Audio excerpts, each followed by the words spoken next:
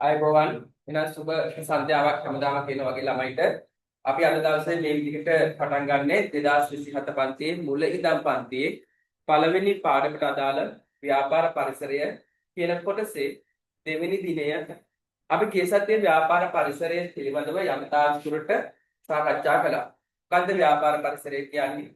කොහොමද ව්‍යාපාර පරිසරය වර්ග කරන්නේ කියන කතන්දර ටික අපි ඉගෙන ගත්තා නේ. ව්‍යාපාර පරිසරය කියලා කිව්වේ ව්‍යාපාරයට බලපෑම් කරන යම් යම් සාධක ක්‍රියාත්මක වෙන පරිසරය. එතකොට ව්‍යාපාර පරිසරය ප්‍රධාන කොටස් දෙකකට බෙදුවා ළමයි නේද? කොහොමද ප්‍රධාන කොටස් දෙකකට බෙදුවේ? අභ්‍යන්තර පරිසරය සහ බාහිර පරිසරය. ව්‍යාපාරයට බලපෑම් කරන ව්‍යාපාරයේ තුල තිබෙන කණ්ඩායම් සහ තත්ත්ව වලට අපි කිව්වා අභ්‍යන්තර පරිසරය කියලා. මතකයි. ව්‍යාපාරයේ තුල තියෙන ව්‍යාපාරයට බලපෑම් කරන කණ්ඩායම් සහ තත්ත්ව අභ්‍යන්තර පරිසරය කියලා අපි ඉගෙන ගත්තා. අභ්‍යන්තර පරිසරයේ තිබුණ අයිතිකරුවෝ, සේවකයෝ, කළමනාකරුවෝ, සංවිධාන ව්‍යුහය, සංවිධාන සංස්කෘතිය, සම්පත්. ඊළඟට බාහිර පරිසරය කියලා කිව්වේ ව්‍යාපාරයට බලපෑම් කරන ඒ වගේම ව්යාපාරයෙන් පිටත තියෙන සියලුම දේ. ව්‍යාපාරයෙන් පිට තියෙන සියලුම දේ බාහිර පරිසරය. බාහිර පරිසරය ප්‍රධාන කොටස් දෙකකට අපි වෙන් කරගත්තා. ආසන්න පරිසරය හා සාර්ව පරිසරය කියලා. ආසන්න පරිසරයට හිටියා ගනුදෙනුකරුවෝ, සැපයුම්කරුවෝ, තරගකරුවෝ, විභව ආයෝජකයෝ, ආදේශන භාණ්ඩ නිපදවන්නෝ, සැපයුම්කරුවෝ වගේ අය. සාර්ව පරිසරයට හිටියා ප්‍රජා පරිසරය, ආර්ථික පරිසරය, දේශපාලන පරිසරය, නෛතික පරිසරය, සමාජ හා සංස්කෘතික පරිසරය, භූගෝලීය පරිසරය, ගෝලීය පරිසරය ආදී දේවල්.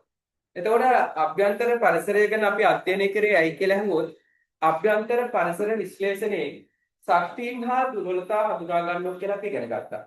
අභ්‍යන්තර පරිසර බලවේග වල තියෙන ධනාත්මක ගති ලක්ෂණ නැත්නම් හිතකර බලපෑම් ශක්තියින් විදිහට අපි නිර්වචනය කරගත්තා. අභ්‍යන්තර පරිසරය තුළ තියෙන ඍණාත්මක බලපෑම් එහෙම නැත්නම් ඍණාත්මක ගති ලක්ෂණ අපි ඉගෙන ගත්තා දුර්වලතා කියලා. බාහිර පරිසරය තුළ තියෙන ධනාත්මක බලපෑම් අපි කතා කළා අවස්ථා කියලා. බාහිර පරිසරය තුළ තියෙන ඍණාත්මක බලපෑම් වලට අපි කිව්වා තර්ජන කියලා. ඔය විදිහට ව්‍යාපාර පරිසරය පිළිබඳව අධ්‍යයනය කිරීමේ තියෙන ප්‍රධාන වැදගත්කම් හතරක් තියෙනවා. ශක්තියින් හඳුනා ගැනීමට, දුර්වලතා හඳුනා ගැනීමට, අවස්ථා හඳුනා ගැනීමට හා තර්ජන හඳුනා ගැනීම. ඒ වගේම අපි ගිය සතියේ අභ්‍යන්තර ව්‍යාපාර පරිසරය නිවැරදිව නිර්වචනය කරගත්තා. අභ්‍යන්තර පරිසරය නිර්වචනය කරගත්තා. අභ්‍යන්තර පරිසර සාධක ටික ගැන අපි කතා කළා. ඒ වගේම අභ්‍යන්තර පරිසර සාධකවල තියෙන ශක්තියින් හා දුර්වලතා පිළිබඳවත් අපි සාකච්ඡා කළා. අද දවසේ අපිට සාකච්ඡා කරන්න තියෙන්නේ ඊයේ සතියේ පාඩම නතර කරපු තැන සිට ඉදිරියට. එතකොට ඊයේ සතියේ පාඩම නතර කරපු තැන අපිට මතකයි. මම ගොඩාක් වෙලා ඊයේ සතියේ පාඩම නැවත මතක් කරන්න කාලය ගන්න නැහැ. මොකද ඒක තේරුමක් නැති නිසා මම ඒ උනාට ඔයාට පොඩ්ඩක් පෙන්වන්නම්. මොකද අපිට පාඩම මතක තියෙන්න ඕන නිසා පොඩ්ඩක් හරි මතක තිය ව්‍යාපාර පරිසරය. මේ විදිහට අපි අර පාසලක ඉස්සෙල්ලාම අපි මෙහෙම ප්‍රශ්නිකුත් කළා. පාසල් පරිසරය තුළ තියෙන බලපෑම් නේද? බලවේග වල තියෙන ධනාත්මක බලපෑම් සහ ඍණාත්මක බලපෑම්. සිසුන්ගේ ගුරුවරුන්ගේ පන්ති කාමර ඉඩකඩ ශිෂ්‍ය නායක නායිකාවන්ගේ ධනාත්මක බලපෑම්. ඒ වගේම මට මතකයි පාසලට තියෙන ආසන්න සාධකවල අපි ධනාත්මක සහ ඍණාත්මක බලපෑම් පිළිබඳව සාකච්ඡා කළා නේද? ඊට පස්සේ අපි ව්‍යාපාර පරිසරය නිර්වචනය කළා. ව්‍යාපාර කටයුතු කරේ බලපෑම් ඇති කරන සාධක ක්‍රියාත්මක වන පරිසරය. නේද? ඊට පස්සේ අපි ව්‍යාපාර පරිසරය මෙන්න මේ විදිහට වර්ග කරගත්තා. හරි ව්‍යාපාර පරිසරයට ඔය බෝඩ් එකේ දිස්වන ඔයාගේ ඩිවයිස් එකේ දිස්වන විදිහට අපි ව්‍යාපාර පරිසරයේ උපසාධක වලට බෙදාගත්තා. ඊට පස්සේ මේ වගේ ව්‍යාපාර පරිසරය අපිට සාධක ටික ඉදිරිපත් කරන්න පුළුවන් කියලා ඉගෙන ගත්තා.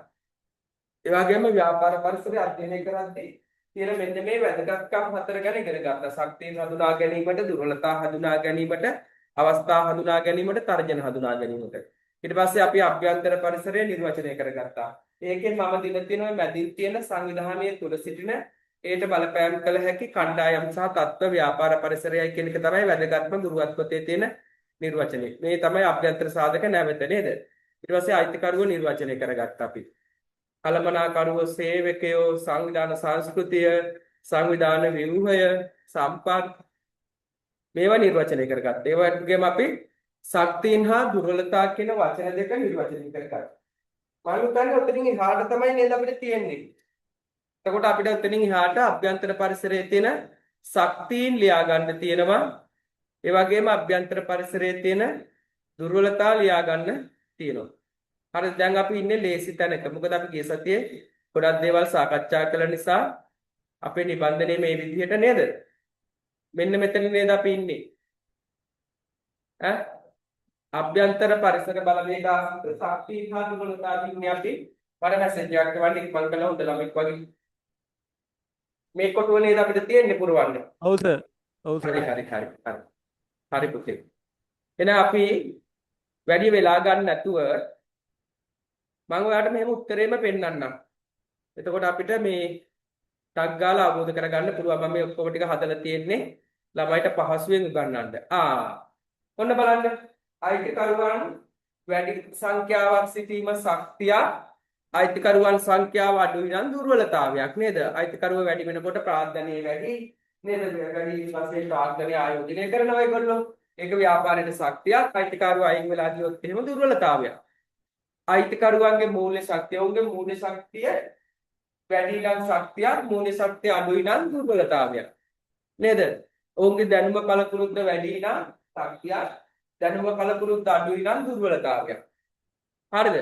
ඒ වගේම කලමනාකරුවෝ පුහුණුව හා පළපුරුද්ද වැඩි වීම පුහුණුව හා පළපුරුද්ද අඩු වීම නිවැරදි තීරණ ගැනීමේ හැකියාව තීරණ ගැනීමට පසුබට වීම නැත්නම් වැරදි තීරණ ගැනීම.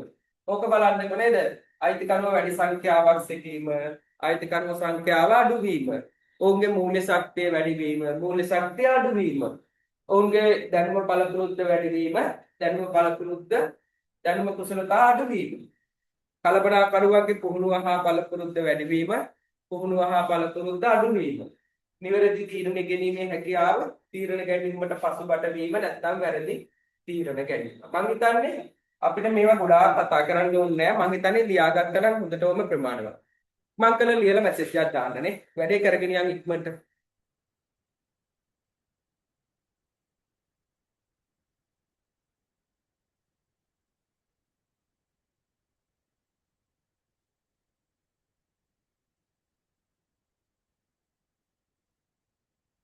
ඔය අතර කියන්න දෙයක් සිනෙත් නම් බල්ලා මැසේජ් එකක් දාලා තිබුණා මම අර YouTube එකේ ප්‍රශ්න හදලා දාන එක. දැන්ටත් ප්‍රශ්න මම හිතන්නේ 50ක් විතර හදලා තියෙයි. මට ගණන් කරන්න නම් බැරි වුණා. තෑයෙට ප්‍රශ්න සංඛ්‍යාවක් හදලා දාලා තියෙනවා. අනිත් අයත් මම කැමති ඒවා බලනවා නම් බලලා නිකන් ඉන්න වෙලාවට ඔන්ලයින් යන වෙලාවට ඒවත් කරනවා නම් ඉතාම හොඳයි. එහෙම තමයි ඉන්න ඕනේ. පුරුද්දක් කරගන්න ඊට මේකන එකක් බලලා කරන එක. එතකොට ඔයාට ආසෙවිතේ එන ඔන්ලයින් ගිය වෙලාවට දවස් 3-4ක් එකට වුණාට පස්සේ ඔයාට નિરાයාසයෙන්ම ඔයාව යොමු වෙයි ඒව කරන්න. අර ගිහිල්ලා බලන්න. එතකොට කාලය කියන එකේ තාමත්ම ඵලදායීව අපිට භාවිතා කරන්න පුළුවන්. මම බලන්න ඔයාලා නමත් එක්ක හරි ඔයාලගේ කමෙන්ට් එකක් දාලා එතකොට මම දන්නවා ඔයාලා කවුද කියලා.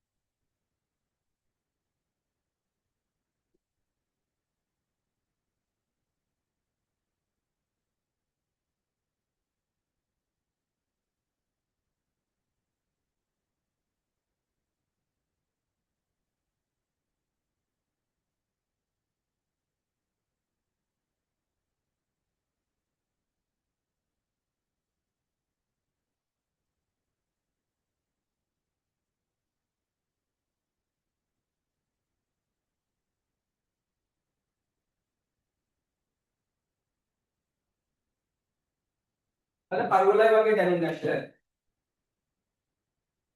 ඒක ලයිට් එකක් දාලා නැහැ නේ මම. නැවත දැන් තමයි දැම්මේ.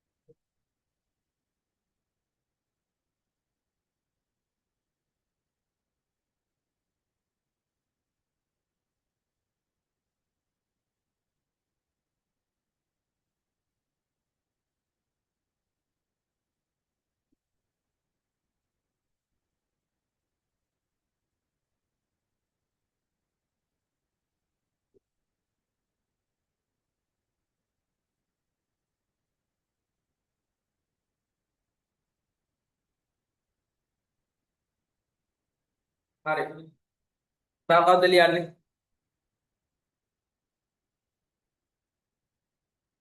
සිනෙත් ඉවරයි නේ. සිනෙත් ආවේ නෑ ගොඩ දවසකින් පන්තියට ඔන්ලයින් එක.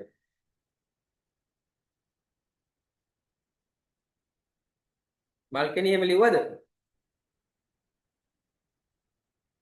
හරිනේ. තමෝ තප්පරයක් දෙන්න පුතේ. මේක ලියන්නකො විතරක්. මේක ලියන්න.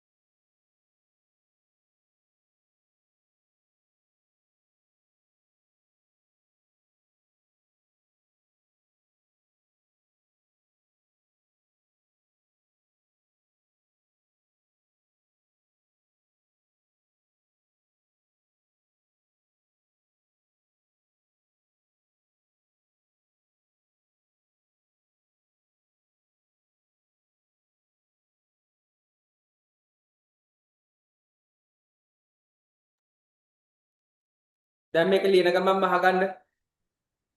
සේවකයෝ සත්‍යයක් වෙනවා දක්ෂ හා පළමුදු සේවකයන් සිටීම. නොපුහුණු සේවකයන් සිටීම දුර්වලතාවයක්. ඒ වගේම විවිධ හැකියාවන්ගෙන් යුක්ත වීම අපි ඔක්කොම ටික බලමු. ශක්ති දක්ෂ හා පළමුදු සේවකයන් සිටීම, විවිධ හැකියාවන්ගෙන් යුතු වීම, යහපත් ආකල්ප දැරීම, ඒ වගේම අභිප්‍රේරණීය වූ සේවකයන් සිටීම. අභිප්‍රේරණීය වෙලා කියන්නේ යාළ වැඩ කරන්න ආසාවෙන් ඉන්නේ කැමැත්තෙන්ම වැඩ කරන සේවකයන් සිටීම. දුර්වලතා තමයි පුහුණු සේවකයන් සිටීම. වගකීමෙන් හා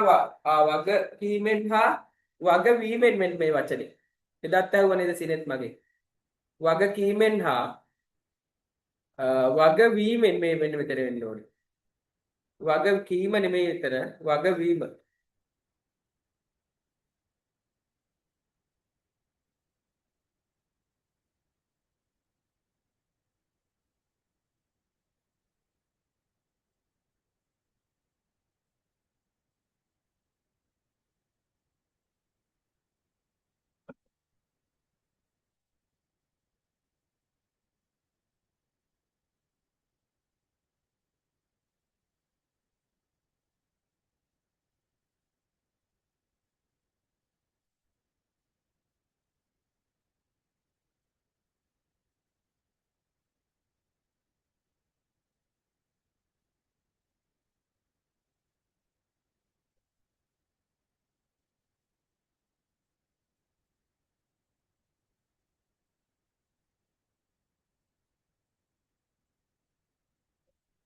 මාර වැඩේ.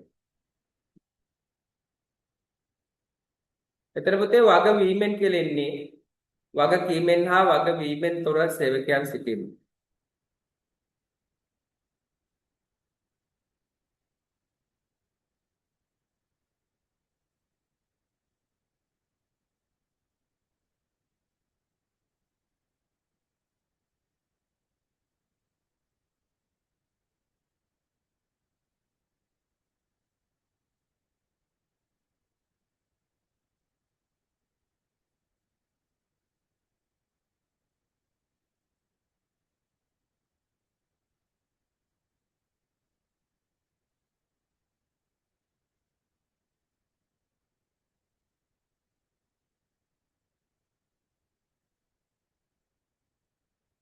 හරි.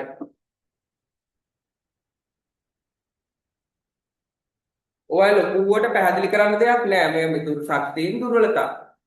ධනාත්මක පැත්ත ශක්තියින් නේද සේවකයන්ගේ තියෙන ඍණාත්මක පැත්ත දුර්වලතා.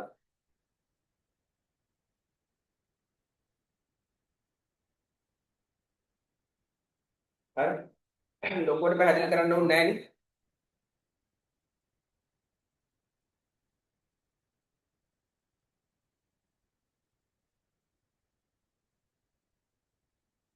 අකුරුත් පිළිවෙලට ලියන්න ගන්න.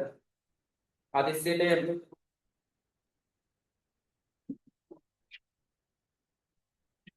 හරි. තව එක්කෙනෙක් මැසේජ් එකක් දාපු ගමන් මම මේ ස්ලයිඩ් එක මාරු කරනවා.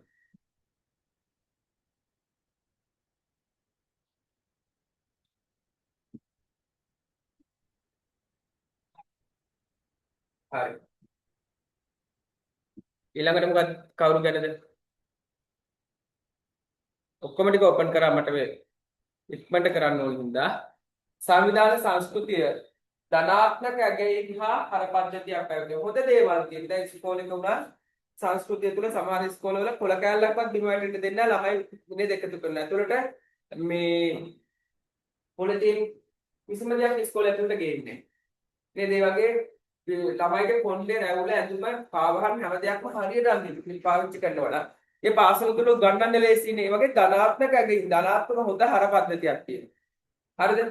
ආවේනික දියුණු චර්යා ධර්ම හා පුරුදු පැවැත්වීම. මම දැන් කිව්වා වගේ ආවේනික පුරුදු ඉස්කෝලේට ආවේනික නැත්තම් පාසලේ දරුවෝ ආවේනික හොඳ පුරුදු තියෙනවා නම් විනය හොඳට තියාගෙන ඉන්නවා නම් ඒක ගන්නන්න ලේසියි.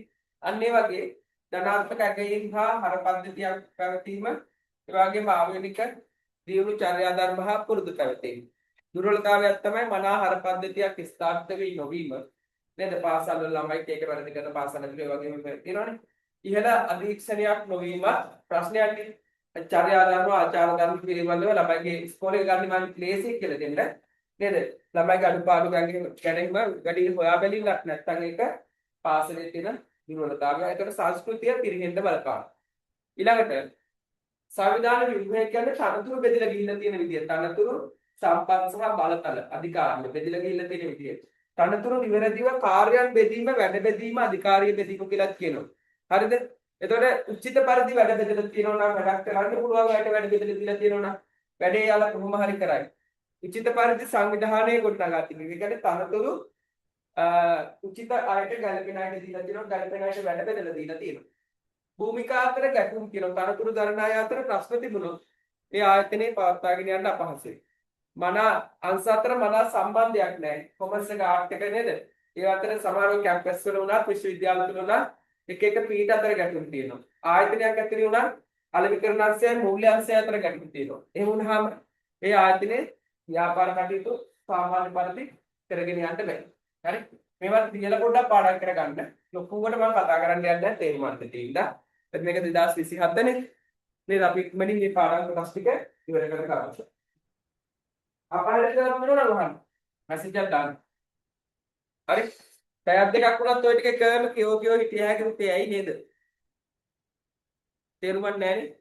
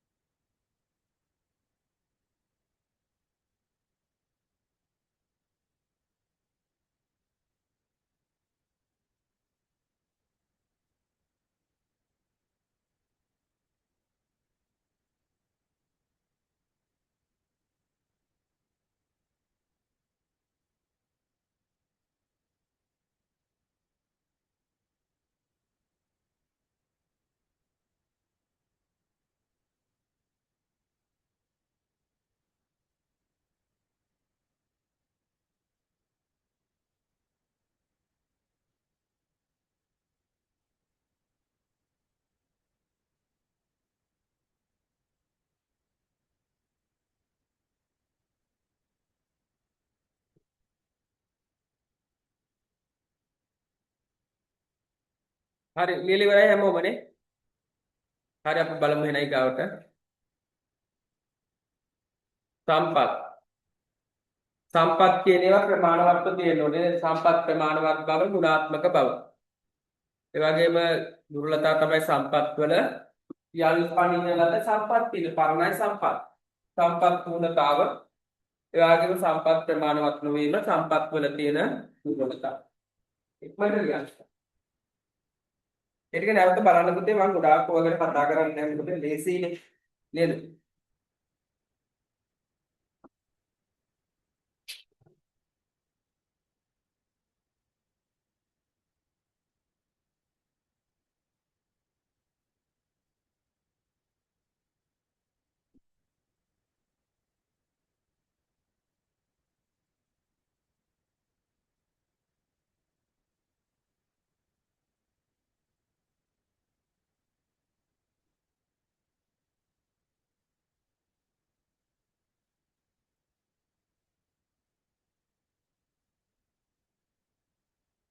මුලින් ඉඳන්ම මම පන්ති පටන් ගත්ත දවසේ ඉඳලම සිගෙත් එහෙම ආවනේ.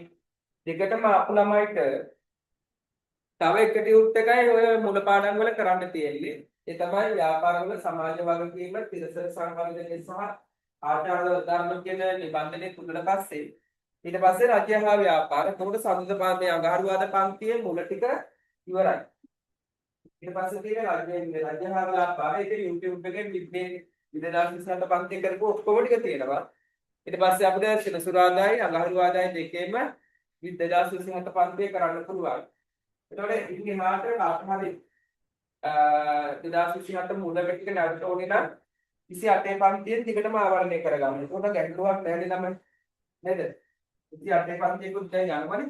මේ පන්තියෙන් මේ ටික ආවරණය කරගන්න දැන් මේකෙන් හම් වෙන්නේ නැති ටික. එතකොට කිසිම ගැටලුවක් නැතුව ඔක්කොම ටික ආවරණය කරගන්න පුළුවන්. එහෙම නැත්නම් YouTube එකේ වීඩියෝ ටික දෙන්නම් ඒක බලලා ආවරණය කරගන්න. එතකොට අපිට අඟහරුවාදා සෙනසුරාදා පන්තියම අඟහරුවාදාට ගන්න පුළුවන්. තව එක ටියුට් එකක් මේක බලන්න. සහ අපිට ප්‍රශ්න පත්‍ර වැඩිපුර කරන්න පුළුවන් එතකොට අඟහරුවාදා. පේපර් ක්ලාස් එක අඟහරුවාදානේ කරන්නේ. මේ අපි පොඩ්ඩක් ඉඳ වෙලා තියෙන්නේ මේ මුල පාඩම් ටික කරන්න. හිත නැත්නම් හැමදාම වගේ පේපර් ක්ලාස් තමයි අඟහරුවාදා මම කරන්න බලාපොරොත්තු වෙන්නේ. වැඩිපුර. තුම කරන්න එපා. ටික ටිකක් දොල දාන්න ඕනේ පේපර් කරන්නත් ඕනේ.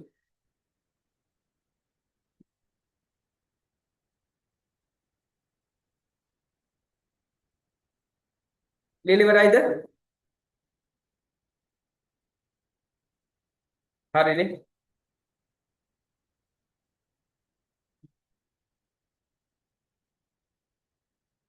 මේ ටික ලියලිවරද?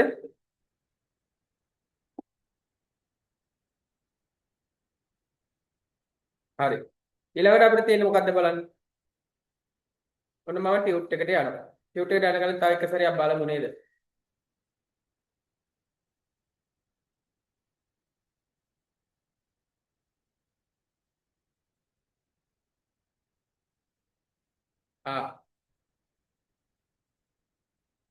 අභ්‍යන්තර සාධකවල තියෙන ශක්තියන් හා දුර්වලතා. මෙහෙම තියෙනවා. ඔක්කොම ටික මම ඕපන් කරනවා ඔබන්ට කියන්න. අයිතිකරුවන් වැඩි සංඛ්‍යාවක් සිටීම, අයිතිකරුවන් නැත ඔවුන්ගේ මූල්‍ය ශක්තිය වැඩි වීම, ඔවුන්ගේ දැනුම හා බලපුරුද්ද වැඩි වීම ශක්තියක්. අයිතිකරුවන් සංඛ්‍යාව අඩු වීම, මූල්‍ය ශක්තිය අඩු වීම, දැනුම බලපුරුද්ද අඩු වීම දුර්වලතාවයක්. කළමනාකරුවන්ගේ පුහුණුව බලපුරුද්ද වැඩි වීම, නිවැරදි තීරණ ගැනීමේ හැකියාව ශක්තියක්. පුහුණුව හා බලපුරුද්ද අඩුවීම, තීරණ ගැනීමට පසුබට වීම සහ වැරදි තීරණ ගැනීම දුර්වලතාවය. ඊළඟට ඔක්කොම ඕපන් කරන්න වෙලාව විතර ගන්න. සේවකයන් දක්ෂ බලපුරුදු සේවකයන් සිටීම, විවිධ හැකියාවන්ගෙන් පුහුණු වීම, යහපත් ආකල්ප දැරීම, අභිප්‍රේරණය වූ සේවකයන් සිටීම ශක්තිය. පැහැදිලි නේද කියලා දෙන්න එපා නේද? තේරුම් ගන්න. නුපුහුණු සේවකයන් සිටීම, වගකීමෙන් හා වගවීමෙන් තොර සේවකයන් සිටීම, අයහපත් වැඩපුරුදු පැවතීම, විනා ආකල්ප දැරීම, බෑ බෑ කිව්වලා වැඩ කරන සේවකයෝ ඉන්නේ, අකාර්යක්ෂම සේවකයන් සිටීම. ඊළඟට සංවිධාන සංස්කෘතිය, ධනාත්මක ඇගයීම් හා චර්යා ධර්ම හා හරපද්ධතියක් පැවතීම ආවේනික දියුණු චර්යා ධර්ම හා පුරුදු පැවතීම දුර්වලතා මනා හරපද්ධතියක් හරපද්ධති චර්යා ධර්ම පද්ධති ස්ථාපිත නොවීම ඉහළ අධීක්ෂණයක් නොවීම සංවිධාන විමුඛය ශක්ති උචිත පරිදි වැඩ බෙදා තිබීම උචිත පරිදි සංවිධානය ගොඩනගා තිබීම දුර්වලතා භූමිකා අතර ගැටුම් ඇතිවීම අංශ අතර මනා සම්බන්ධීකරණයක් ප්‍රතිබීම ඊළඟට සම්පත් වල ප්‍රමාණවත් බව ගුණාත්මක බව සම්පත් ප්‍රමාණවත් බව ගුණාත්මක බව දුර්වලතා තමයි හරි යල්පනින ලද සම්පත් තිබීම සම්පත් පූර්ණතාවය ඒ වගේම සම්පත් ප්‍රමාණවත් නොවීම හරි ඔතෙන්ට අපි කතා කළා මෙතනින් ඉස්සරහට අපි යමු ඊළඟට අපිට තියෙන්නේ මොකද්ද බලන්න ඊළඟට අපිට තියෙන්නේ බාහිර පරිසරය පිළිබඳව මොකද්ද බාහිර පරිසරය කියන්නේ මතකයිද ව්‍යාපාරයට බලපෑම් කරන ව්‍යාපාරයේ පිටත තියෙන සියලුම දේවල් බාහිර පරිසරයට අයිති වෙනවා. බාහිර පරිසරයේ කොටස් දෙකකට බෙදෙනවා ආසන්න පරිසරයයි සාර්ව පරිසරයයි. මේ බාහිර පරිසරයේ ව්‍යාපාරයට බොහෝ දුරට පාලනය කරන්න බෑ. මොකද පිටින් තියෙන්නේ. ඒ වගේම බාහිර පරිසර අධ්‍යයනයේ මොනවද මතුවෙන්නේ? අවස්ථා හා තර්ජන මතුවෙන්නේ. උතර බාහිර පරිසරයේ අපි කොටස් දෙකකට බෙදෙනවා ආසන්න පරිසරයයි සාර්ව පරිසරයයි නේද? ඒකට අපිට ආසන්න පරිසරයේ තියෙන අවස්ථා තර්ජන පිළිබඳව සාර්ව පරිසරයේ තියෙන අවස්ථා හා තර්ජන පිළිබඳව කතා කරන්න තියෙනවා. ඉච්චර තමයි කොටසේ තියෙන්නේ. අපි ඒ ටික මෙහෙම බලාගෙන යන ඉක්මනට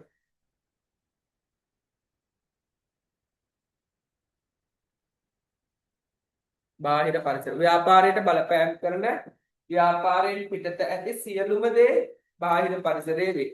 ව්‍යාපාරයට බලපෑම් කරන ව්‍යාපාරයෙන් පිටත තියෙන සියලුම දේ බාහිර පරිසරය. බාහිර පරිසරය බොහෝ දුරට පාලනය කරන්න බෑනේ අපේ ගනුදෙනු කරුවෝ එහෙම නේද? සැපයුම් කරුවෝ තරඟ කරුවෝ අපිට ඕන විදිහට පාලනය කරන්න බෑ. ඒ වගේම ආර්ථිකය ලෝක ප්‍රජාව නේද සමාජ හා සංස්කෘතිය අපිට ඕන විදිහට තියෙන දේවල් නෙවෙයි. ඒවා ව්‍යාපාරයට එහෙම පාලනය කරන්න බෑ අභ්‍යන්තර පරිසර බලවේග වගේ. ඒ වගේම මේවා අපි ගන්න දේවල් ටිකක් තියෙන්නේ. හරිද? බාහිර පරිසර විශ්ලේෂණයෙන් මොනවද හඳුනා ගන්න පුළුවන්? අවස්ථා හා තර්ජන හඳුනාගත හැකියි. ඒවා දන්නවා කියලා දුන්න ගිය සතියේත් කතා කළා. බාහිර පරිසරයේ කොටස් දෙකකට බෙදෙනවා. ආසන්න පරිසරයයි සාර්ව පරිසරයයි. මේක ලියන්න තියෙනවද බලන්න? තියෙනව නේද? තියෙනවා. ඒ දෙක ලියා ගන්න ඉක්මනට. ඉක්මනට ලියන්න.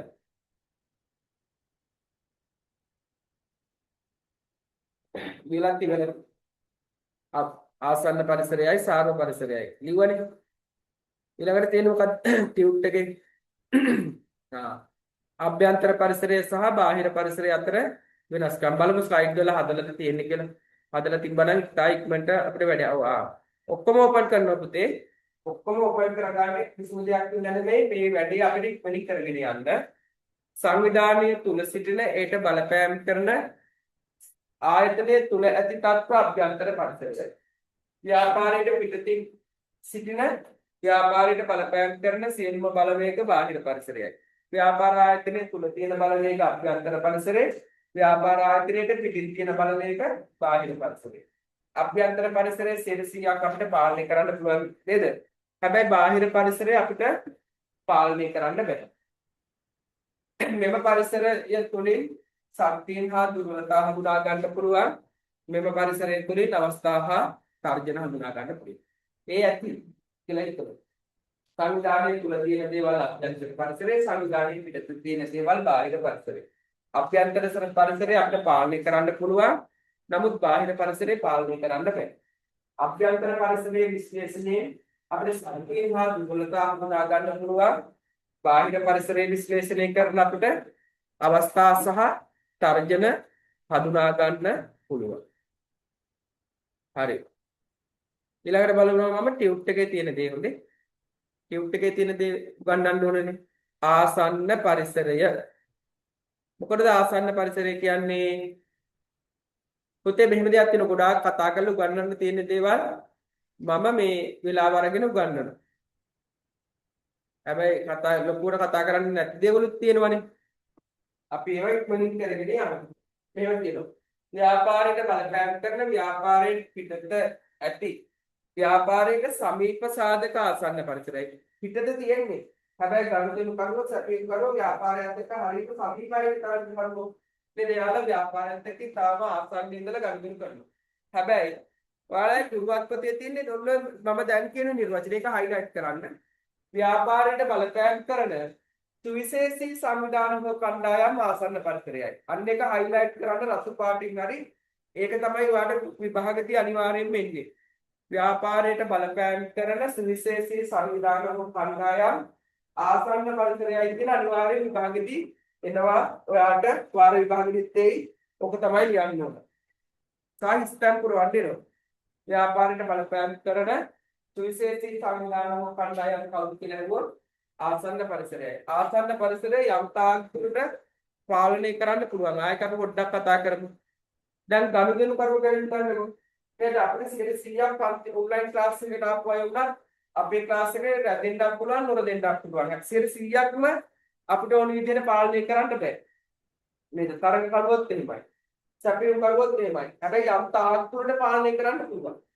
නේද? යම් තාක් දුරට අපිට තරඟ කරුවෝ ගනුදෙනු කරුවෝ සැපයුම් කරුවෝ අපිට යම් තාක් දුරට පාලනය කරන්න පුළුවන්. හරි. ඊළඟට මොකද තියෙන්නේ බලන්න.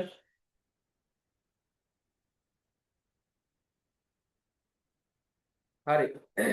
ආසන්න පරිසරය යම් තාක් දුරට පාලනය කරන්න පුළුවන්. ඒක තේරුණා. හරි. ඊළඟට ආසන්න පරිසර බලවේග. මේ ගොඩාක් තියෙනව නේද? මේක ඔක්කොම ඕනේ ගනුදෙනු කරුවන්, සැපයුම් කරුවන්, විභව නිෂ්පාදකයන්, ආදේශන භාණ්ඩ නිපදවන්නන්. හරිද? ඔය ගොඩාක් මෙන්න මේ කට්ටිය නැතුවට කවන්නේ.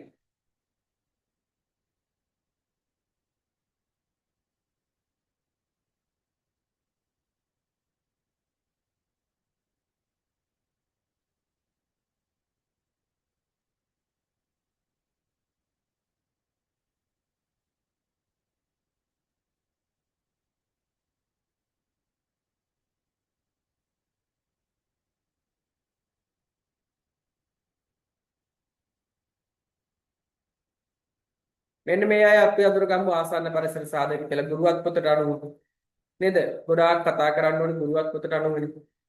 හරි. ඔය ඉන්නේ ගනුදෙනු කරුවෝ, සැපයුම් කරුවෝ, තරඟ කරුවෝ, විභව නිෂ්පාදකයෝ, ආදේශන භාණ්ඩ නිපදවන්නෝ අතරමැදියෝ.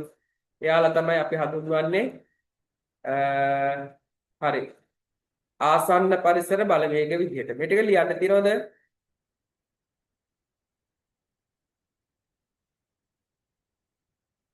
ලියන්න නෑ නේද? කොහෙන් හරි ලියා ගත්තත් ප්‍රශ්නයක් නෑ. මේ 8 වෙනි පිටුවේ ලියා ගන්න ආසන්න පරිසර බලවේග ටික එකතන. ටිකක් මතක් වෙන්න කමන්නේ කම්මැලි නැතුව ලියන්නකො. පල්ලෙහාත් තියනවා කියලා හිතේ. කමක් නෑ ලියන්න.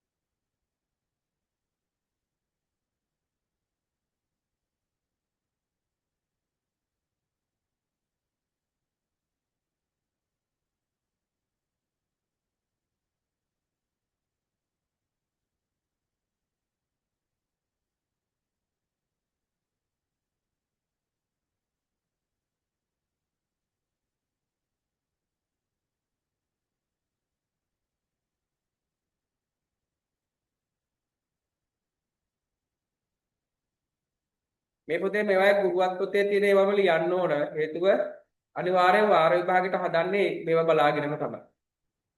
හරිද? ඒ නිසා ඔයාලට ලකුණු ගන්න බැරි වෙනවා මේවාම ලිව්වේ නැත්තම්.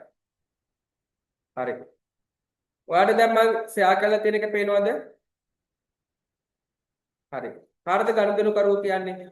මෙන්න මේක විතරක් ලියාගත්තාම හොඳටම ඇති. අනිත් ටික අපි පස්සේ ලියනවා.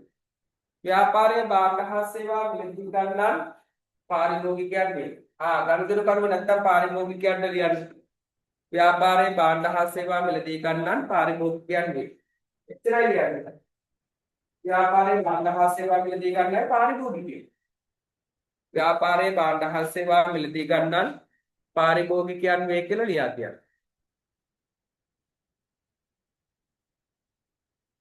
ව්‍යාපාරයේ භාණ්ඩ හා සේවා මිලදී ගන්නා පාරිභෝගිකයන් වේ.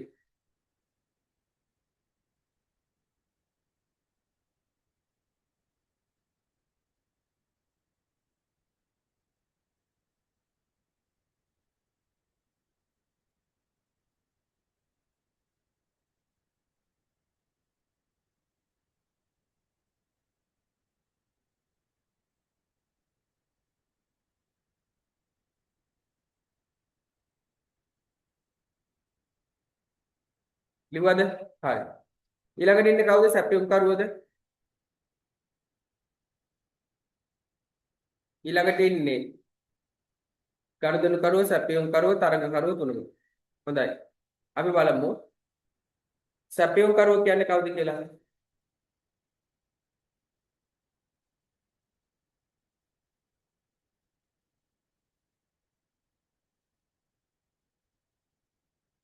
කොහොම සැපයුම් කරුවෝ මේ තියෙන්නේ. ඉක්මනට ලියමු පොඩි පොඩි නිර්වචන තියෙන්නේ. ව්‍යාපාරයට අවශ්‍ය සම්පත් සපයන පුද්ගලයන් හා ආයතන සැපයුම් කරුවන් වේ. ව්‍යාපාරයට අවශ්‍ය සම්පත් සපයන පුද්ගලයන් සහ ආයතන සැපයුම් කරුවන් වේ. ඉතරයි. ව්‍යාපාරයට අවශ්‍ය සම්පත් සපයන පුද්ගලයන් හා ආයතන සැපයුම් කරුවන් වේ. ව්‍යාපාරයට මොනවා හරි අමුද්‍රව්‍ය ආදිය දෙනවනේ නේද?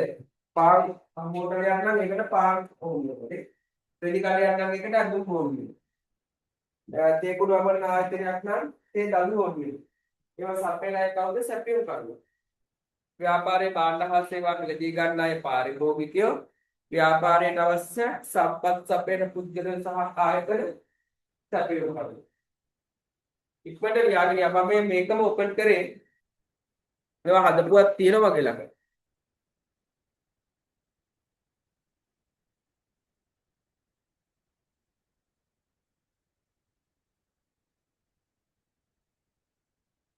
හරි. ඊළඟට තරඟකරුවෝ බලමු. කාටද තරඟකරුවෝ කියන්නේ? අනිත් ඒවා ලියන්න ඕනේ නැහැ. මෙන්න මේක. ව්‍යාපාරයේ ඉදිරිපත් කරන භාණ්ඩ හෝ සේවාවලට සමාන නිෂ්පාදිත ඉදිරිපත් කරන ව්‍යාපාර වෙනත් ව්‍යාපාර. උපකාරක පන්ති දෙකක් තරඟකරුවෝ. නේද? එතකොට එකම වගේ ඉන්නේ කඩ දෙකක් දුන්න පුළුවන් ඒක ළඟ තියෙන හොල් දෙකක් ඒක එක ළඟ තියෙන ලෙවල් කඩ දෙකක් නේද වාහන නිෂ්පාදන ආයතන දෙකක් මොනවා වුණත් ඒගොල්ලෝ එක හා සමාන භාග නිරීක්ෂණ වෙන ආයතන දෙකක් කරනවා ව්‍යාපාරයේ ඉදිරිපත් කරන භාණ්ඩ හෝ සේවාවල සමාන භාණ්ඩ හා සේවා නිෂ්පාදනයක වෙනත් ව්‍යාපාර කරනවා ව්‍යාපාරයේ ඉදිරිපත් කරන භාණ්ඩෙම ඉදිරිපත් කරන වෙනත් අය ඒක හරිය නේද හරි ඊළඟට කවුරු ගැන තියෙන්නේ ඊළඟට තියෙනවා විභව නිෂ්පාදකයෝ විභව නිෂ්පාදකයෝ කියන්නේ අනාගතයේදී වෙළඳපොළට පිවිසීමට අපේක්ෂා කරන අය අනාගතයේදී වෙළඳපොළට ඉදිරිපත් වෙන්න බලාගෙන ඉන්න අය අපි හඳුන්වනවා කවුරු කියලාද විභව නිෂ්පාදකයෝ මේ බලන්න වෙළඳපොළට පිවිසීමට අපේක්ෂාවෙන් සිටින අය වෙළඳපොළට පිවිසීමට අපේක්ෂාවෙන් සිටින අය තරඟකරුවෝ ඊළඟට තියෙනවා නේද ආදේශන භාණ්ඩ කියන අය මෙන්න මේක ලියන්න ආදේශන භාණ්ඩ වලට ව්‍යාපාරයේ ඉදිරිපත් කරන භාණ්ඩ හෝ සේවා කියලා දෙන්න හරි ඔයාම ලියා ගන්න ව්‍යාපාරයේ ඉදිරිපත් කරන භාණ්ඩය හෝ සේවාවට විකල්ප භාණ්ඩ හෝ සේවා ඉදිරිපත් කරන්නන් ආදේශන භාණ්ඩ නිපදවන්නන් වේ ලියන්න ඕක අතරමැදියන්ගේ නෝට් එක දෙන්න ඔය ස්ක්‍රීන් ෂෙයා එක පෙන්වන්නේ නැහනේ ඇහුන්නේ ස්ක්‍රීන් ෂෙයා එක පෙන්වන්නේ නැහැ අපිට පෙන්වන්නේ නැද්ද ඔව් දැන් ගොඩක් ටිකක් වෙලා ස්ට්‍රක් වෙලාද දන්නේ ඔව් අර මේ අර සැපයුම් කරුවන්ගේ නම් පෙන්වෙන්නේ නැහැ පොඩක් ඉන්න පුතේ. පොඩක් ඉන්න. හරි සර්. මොකවත්ම වෙන්නුවේ නැද්ද ඔච්චර වෙලා? මැසේජ් නෑ සර් ටිකක් ඇවිල්ලා සැපියුම් තියෙනවා. පේන්නේ නැහැ. 53 ඉඳලා දාලානේ. දැන් දාලා තියෙන්නේ නේ. හරි සෝරි ඈ. මම මැසේජ් ටික වැඩි බැලුවේ නේ. කොතනින්ද පේන්නේ නැත්තේ? අර සැපියුම් කරුවන්ගේ වගේ ඉඳා නිර්වචනය වගේ. අපේ ඉඳලා පේන්නේ නැහැ නේ. ඔව් සර්. හරි. මම එක හදලා දෙන්නම්.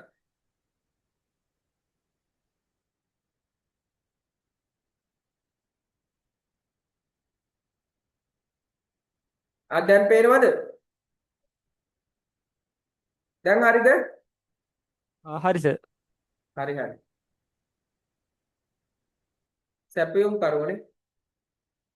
මෙතන ඉඳලා පේන්නේ නැහැ. පොඩි වෙලාවයි පෙන්නලා නැත්තේ.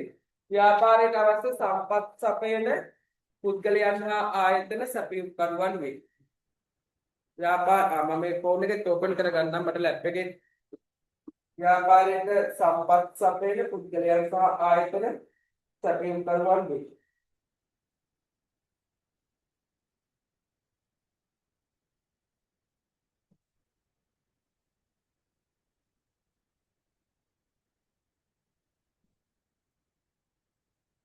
හරිනේ. ඊළඟට කාගෙනද තියෙන්නේ? සැපියුම් කරුවන්ගෙන් පස්සේ තරඟ කරුවනේ මේක. ව්‍යාපාරයේ ඉදිරිපත් කරන භාණ්ඩ හෝ සේවා වලට සමාන නිෂ්පාදන ඉදිරිපත් කරන අය තරඟ කරුවෝ. කහා සමාන භාණ්ඩ හදලා දෙන්නේ තරඟ කරුවෝ. උදාහරණ මතකයි දුරකථන හදලා දෙන්නෙක් වෙන්න පුළුවන්. පරිකල්ප හදලා දෙන්නෙක් වෙන්න පුළුවන්. එළවලු කඩ දෙකක් වෙන්න පුළුවන්. දෙවි කඩ දෙකක් වෙන්න පුළුවන්. ඒගොල්ලෝ තරඟ කරුවෝ. කහා සමාන භාණ්ඩ ඉදිරිපත් කරන ව්‍යාපාරයක් තරඟ කරුවෝ.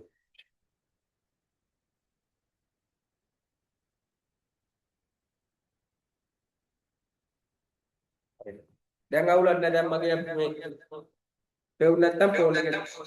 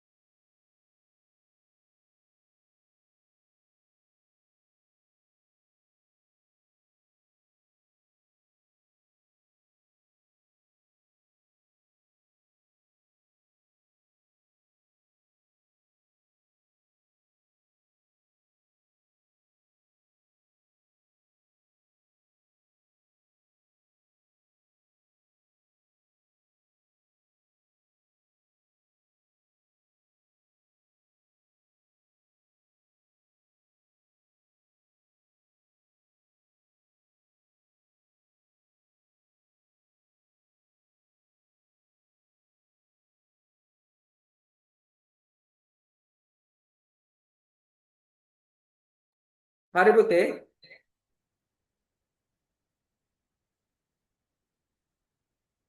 ඊළඟට බලන්න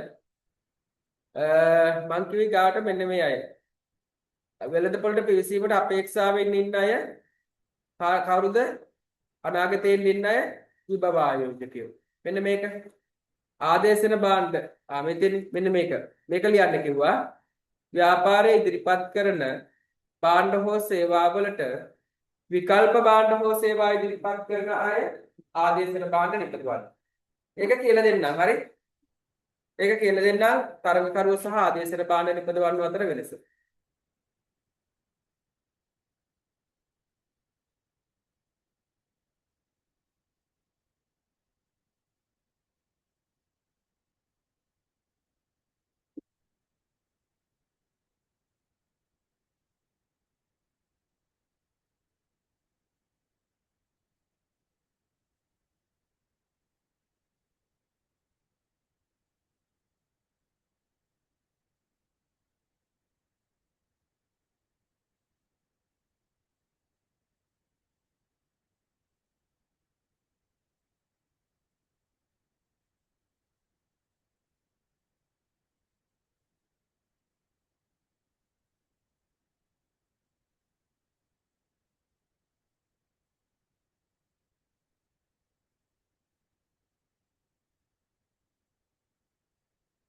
හරිද?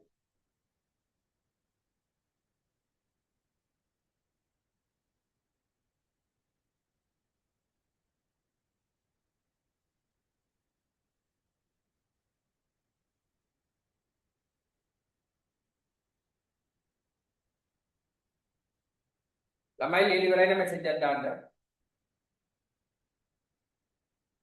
මේවා දීර්ඝව පැහැදිලි කරන්න ඕනේ නෑනේ. තේරුම්වත් නැහැ. දේශී ළමයි. දේශත්තේ මම ගොඩක් කලාව ගත්තනේ.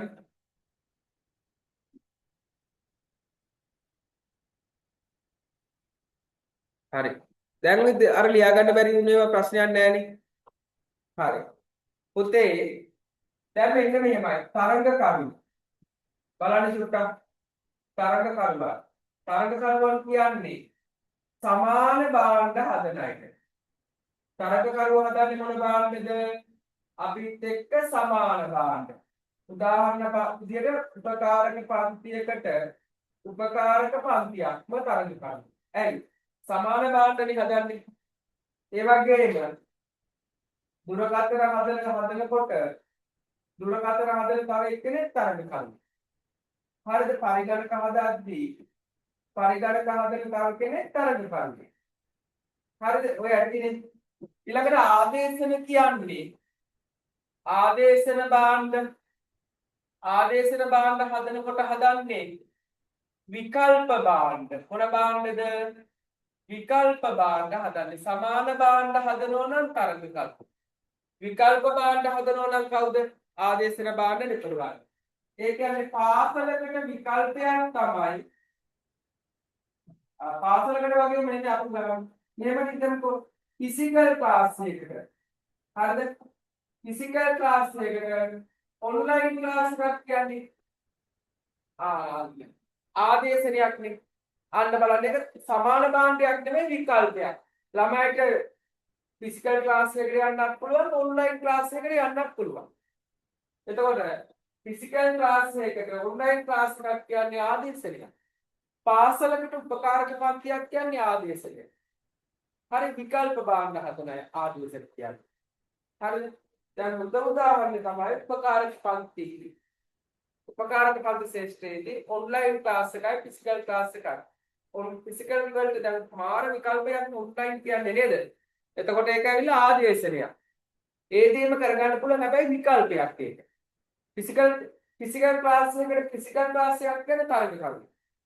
ෆිසිකල් ක්ලාස් එකකට ඔන්ලයින් ක්ලාස් එකක් කියන්නේ ආදේශනයක්. විකල්ප භාණ්ඩයක්. එම උපයෝගීතාවම ලැබෙන වෙනත් විකල්ප භාණ්ඩයක් විකල්පයක් අපි හඳුන්වනවා ආදේශනයක් කියලා. හරි. දැන් බලන්න ඊළඟට අපිට තියෙන අතරමැදියෝ කියන එක ලියා ගන්නනේ.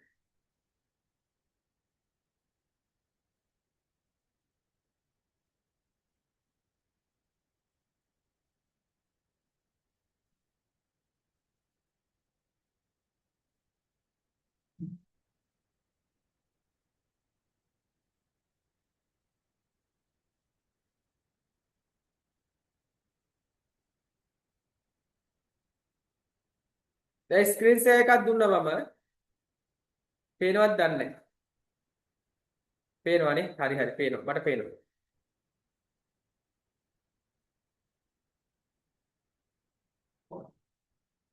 මේ ටික හදලා තිබුණේ. ඔන්න අය අතරමැද භාණ්ඩ හා සේවා බෙදා හැරීමේ ක්‍රියාවලියේ නිෂ්පාදකයා සහ පාරිභෝගිකයා අතර සිටින පාර්ශව අතරමැද තියාගන්න ඕන. නිෂ්පාදකයයි පාරිභෝගිකයයි අතර ඉන්නයිට අපි කියන අතරමැදියෝ කියලා. නිෂ්පාදකයා සහ පාරිභෝගිකයා අතර ඉන්න පාර්ශව අතරමැදියෝ. ඔක ලියා ගන්න මම බෝඩ් එකේ පස්සේ ඔපන් කරන්නම්. හරි.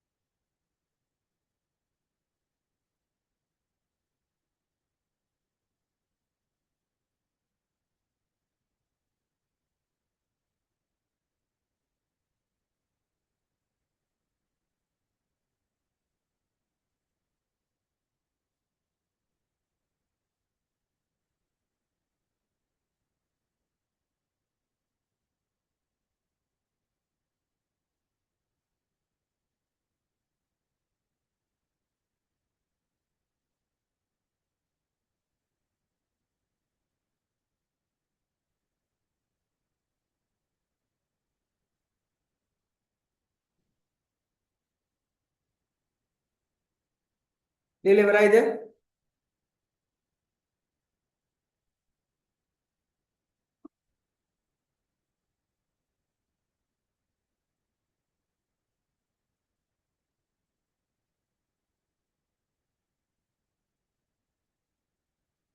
කවුරු හරි මීට වඩා මේවත් පැහැදිලි කිරීම බලාපොරොත්තු වෙන ළමයි ඉන්නවද දන්නේ නැහැ.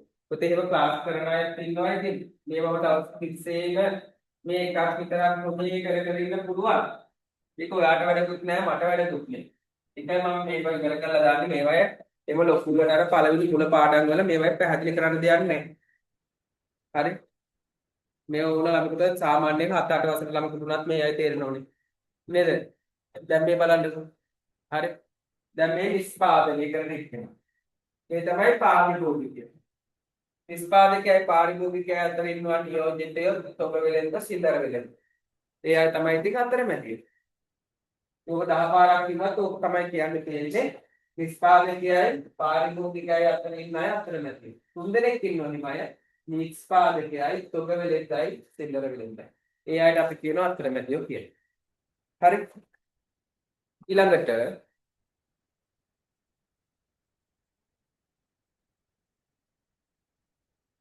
පැහැදිලි කිරීම ලොකුවට උවමනාතන් තියෙන පුතේ. එතකොට අනිවාර්යෙන් මේ දේවල් කරනවා. ඊළඟට මොකද්ද තියෙන්නේ? කලින් වගේම පොඩි වැඩක් තියෙනවා. අපි ඒක කරමු. අවස්ථා හා තර්ජන ලියන්න තියෙනවා. ස්ක්‍රීන් ෂෙයා එක මාරු වුණාද? හරි. මේ අය ඕනේ. අවස්ථා තර්ජන ලියන්න තියෙනද කොතන හරි? වගේ ටියුට් එකේ තියෙනද අවස්ථා තර්ජන? බලන්න. ඔව් සර්. ඔව් සර්. තියෙනවනේ. සර් අර කලියන්නේ නැද්ද අර සමීප ප්‍රජාවකේ නිර්වචනේ? ඔව් පුතේ ආයෙ පාරක් කියන්න. සමීප ප්‍රජාවකේ නිර්වචනේ. ඔව් ඒ ටික ඕනේ නැහැ. හරි සර්. හරි. ඒ ටික ඕනේ නැහැ. දැන් පුතේ මෙන්න මම මෙන්න මේ මයික් එක දැන් එක මයික් එකක් මෙතන ඔෆ් කරා. ඕගොල්ලන්ට මෙහෙමම කතා කරද්දි සද්දේ මොකක් හරි අවුලක් තියෙනවද? කලින්ට වඩා ඇහෙනව අඩුයිද? ඇහෙනවද? අවුලක් නැහැ සර්. තවන් කලින්ට වඩා සද්දේ අඩුයිද?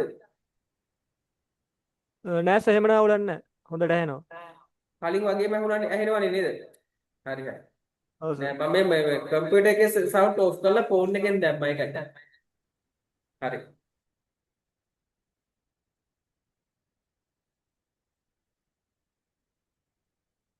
ඒ සමීප ප්‍රජාවේම දැන් සිලබස් එකේ නෑ ඒකයි. නෑ ගුරුවත් පොතේ නෑ. උඹ ඕනෙත් නෑ. මෙන්න මේක තියලා ගන්න ඉඳ තියෙන තැනක අවස්ථා තර්ජන කියන එක තියනවද බලන්න ටියුට් එකේ?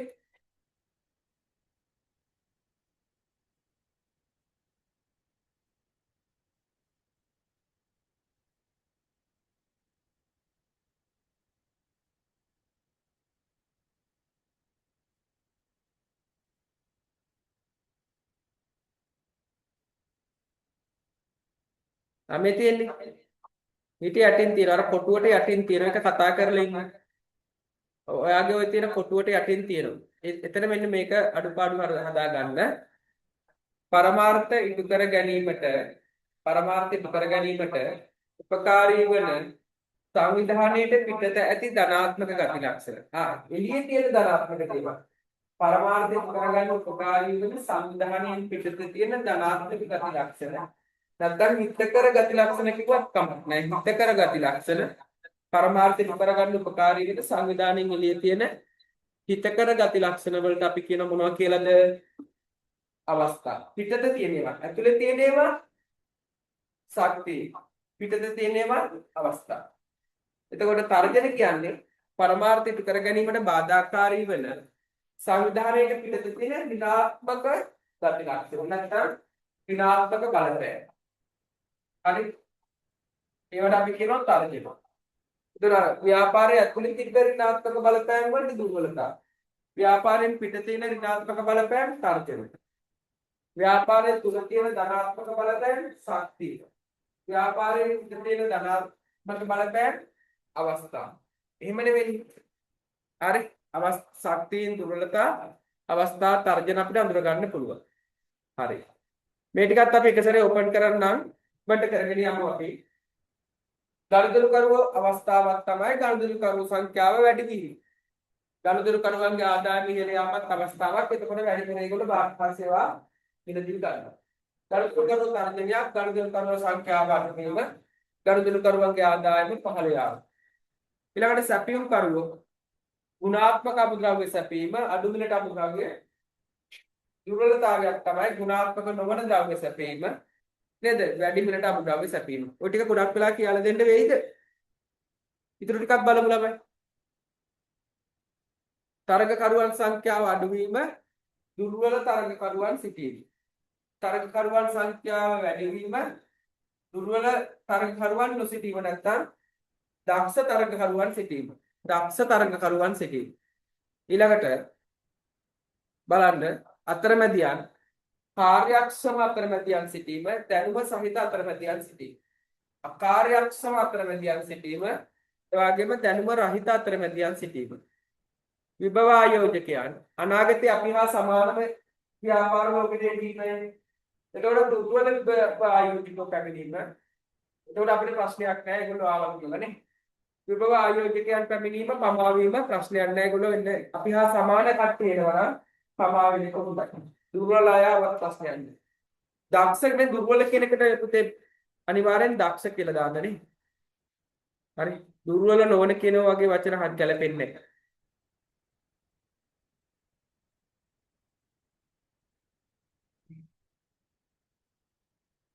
මෙන්න මෙතෙන්ට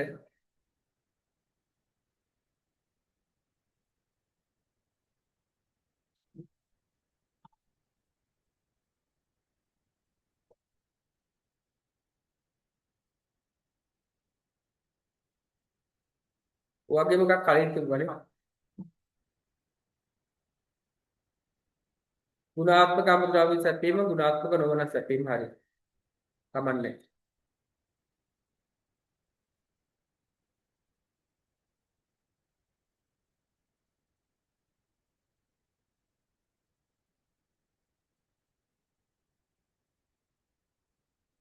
ඊළඟට කාර්යක්ෂම අතරමැදියන් සිටීම දැනුම සහිත අතරමැදියන් සිටීම අකාර්යක්ෂම අතරමැදියන් සිටීම ඒ වගේම දැනුම රහිත අතරමැදියන් සිටීම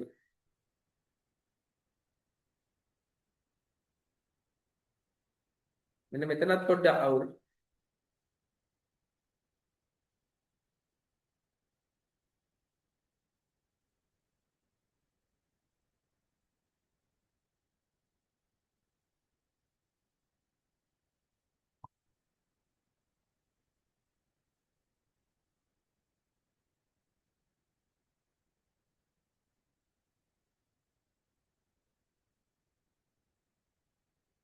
මේ මෙන්න මේ ටික ඇති විභව ආයෝජකයෝ දුර්වල විභව ආයෝජක පැමිණීමනේ ඊළඟට විභව ආයෝජකයන් පැමිණීම පමා වීම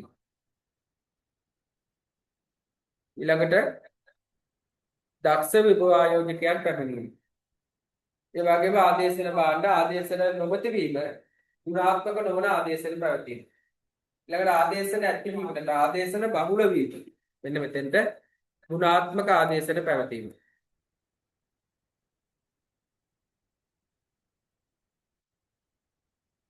ආදේශන බහුල වීම කියලා හදාගන්න.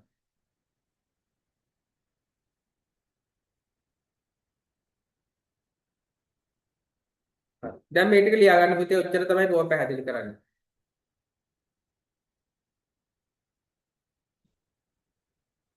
තව මොනවාරි පැහැදිලි කිරීමක් අවශ්‍ය ළමයි කියන්නේ.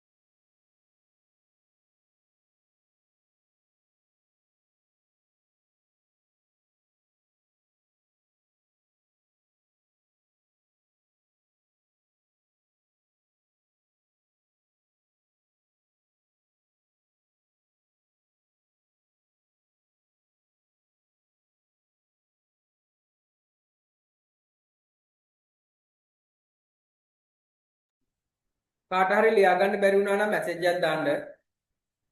හරි මම ඊගා පේජ් එකට ගියා ඔයාලට ලියා ගන්න බැරි වුණා නම් මේ අය තියෙන තැනම ලියන්න ඕනේ. මේ මාතෘකා සමහර වෙලාවට ඔයාගේ නිබන්ධනේ ඔය මගේ තියෙන විදිහට තියෙනවද දන්නේ නැහැ. තරංකරු අතරමැදියෝ ඒගොල්ලෝ ඉන්න තැන බලලා එතන ලියා ගන්න ඕනේ.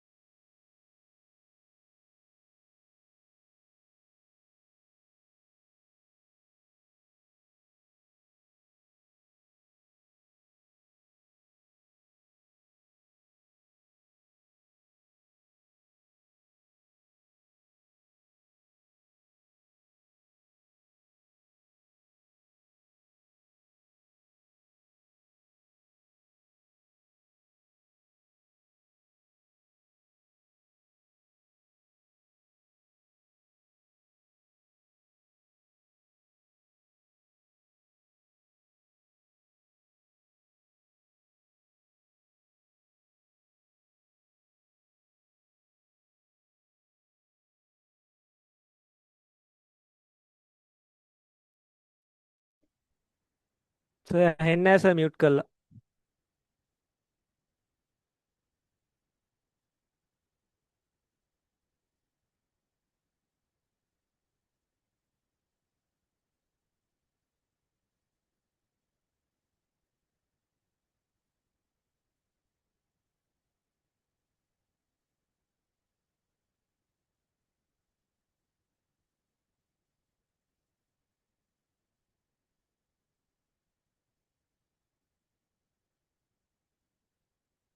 සර් ඇහෙන්නේ නැහැ.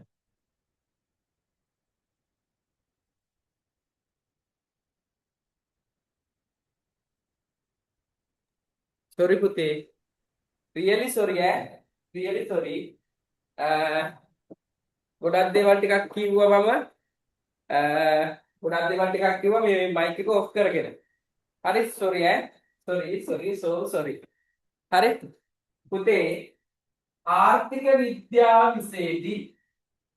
විද්‍යාව විෂයේදී ව්‍යාපාර පරිසරය වර්ග කරන්නේ මෙන්න මෙහෙමයි කොහොමද සූක්ෂම පරිසරයයි අනිත් එක මොකද්ද සාර්ව පරිසරයයි කියන්නේ හරි ව්‍යාපාර පරිසරය වර්ග කරන තව විදිහක් තියෙනවා ව්‍යාපාර පරිසරය වර්ග කරන තව විදිහක් තියෙනවා කොහොමද අනිත් විදිය සූක්ෂම පරිසරයයි සාර්ව පරිසරයයි සාමාන්‍යයෙන් අපි ව්‍යාපාර අධ්‍යයන වර්ග කරේ අභ්‍යන්තර පරිසරය බාහිර පරිසරය කොටස් දෙකක් තියෙනවා කියලා ඉගෙන ගත්තා ආසන්න පරිසරයයි සාර්ව පරිසරයයි මෙන්න මේ අභ්‍යන්තර පරිසරයයි පුතේ අභ්‍යන්තර පරිසරයයි ආසන්න පරිසරයයි දෙක එකතු වුණාම තමයි අපි කියන්නේ සූක්ෂම පරිසරය. මේ සාර්ව පරිසරයේ ව්‍යාපාර අධ්‍යයනයේ ආර්ථික විද්‍යාවයි දෙකේම එකයි. හරි? ඒතර සූක්ෂම පරිසරය හැදෙන්නේ කොහොමද? අභ්‍යන්තර පරිසරය ආසන්න පරිසරයට එකතු වෙලා. එතකොට මේ සූක්ෂම පරිසර සාධක ලියනකොට අභ්‍යන්තර පරිසර සාධක වලට අපි පොදුවේ ලියනවා ව්‍යාපාර ආයතනය කියලා.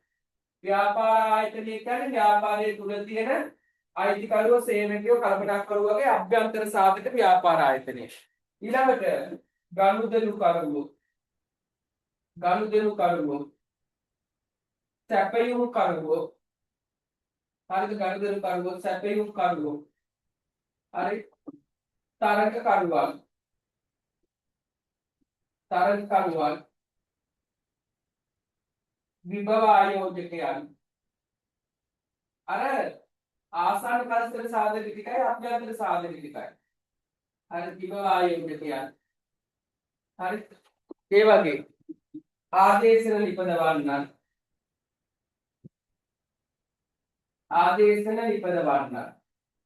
හරි ඒ වගේ පුතේ අර මේ මම මෙතන ලියලා තියෙන්නේ හරිද මම මෙතන ලියලා තියෙන්නේ මේ සූක්ෂම පරිසරයට එන කට්ටිය. කවුද? ව්‍යාපාර ආයතනය ගනුදෙනු කරුවෝ සැපයුම් කරුවෝ තරඟ කරුවෝ විභව ආයෝජකයෝ ආදේශන බාල නිපදවන්න වගේ අර අභ්‍යන්තර පරිසරයට එන කට්ටිය තමයි මෙන්න මෙතනම ව්‍යාපාර ආයතනය කියලා දාලා තියෙන්නේ අභ්‍යන්තර පරිසරයට ආසන්න පරිසරයට එන කට්ටිය තමයි මේ ඒ දෙකොල්ලම අයිති වෙනවා සූක්ෂම පරිසරයට ඒ කියන්නේ ව්‍යාපාර පරිසරය අභ්‍යන්තර පරිසරය බාහිර පරිසරය ආසන්න පරිසරය සාර්ව පරිසරය කියලා එහෙම වර්ග කරනවා ව්‍යාපාරාදී තවත් වර්ගීකරණයක් තියෙනවා සූක්ෂම පරිසරය සාර්ව පරිසරය. සූක්ෂම පරිසරය කියුවහම අභ්‍යන්තර පරිසරයත් ඒකට අයිති වෙනවා. ඒ වගේම ආසන්න පරිසරයත් අයිති වෙනවා. අභ්‍යන්තර පරිසර සාධක දැන් අපි මේ සූක්ෂම පරිසර සාධක ලියනකොට අභ්‍යන්තර පරිසර සාධක ටික ඔක්කොම අපි දැන් ගොඩාක් ලියන්න එපා ඒක කෙටි වෙන්න අභ්‍යන්තර සාධක වලට ව්‍යාපාර ආයතන ආසන්න පරිසර සාධක ඊට පස්සේ ලියනවා ගනුදෙනු කරුවෝ සැපයුම් කරුවෝ තරඟ කරුවෝ ලිය කියලා පැහැදිලි වුණ ළමයි අත උස්සන්න බලන්න නැත්නම් මැසේජ් එකක් දාන්න ඕකේ කියලා ඉක්මනට සූක්ෂම සාරව කියලා වර්ග කරන විදිය හරි මල්කිනීට තේරුණාලු අනිත් අය කොහමද හරි සවන්ට තේරුණා හරි එහෙනම් මේක ලියන්න තැනක් තියනවද බලන්න ටියුට් එකේ නෑ ඒ නෝට් එක ලියන්න තැනක් මම ඉතුරු කරලා නෑ එතන තමයි පොඩි අවුලක් තියෙන්නේ මේ 12 වෙනි පිටුවේ පහල කරවෙල ලියා ගන්න පුළුවන් මම ෂෙයා කරන්නම් ඔය එක ලියා ගන්න ඉක්මනට මෙන්න මේක පැහැදිලිව නෝට් එක හදලා තියෙන නිසා ඔයාලට ගැටලුවක් වෙන්නේ නැහැ. ලියා ගන්න විතරයි තියෙන්නේ. මේ බලන්න.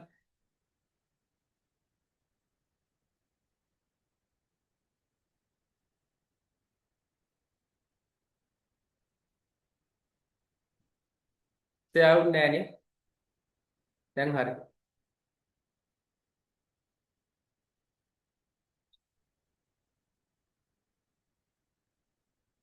මෙන්න මෙතන මේක පැහැදිලිද බලන්න.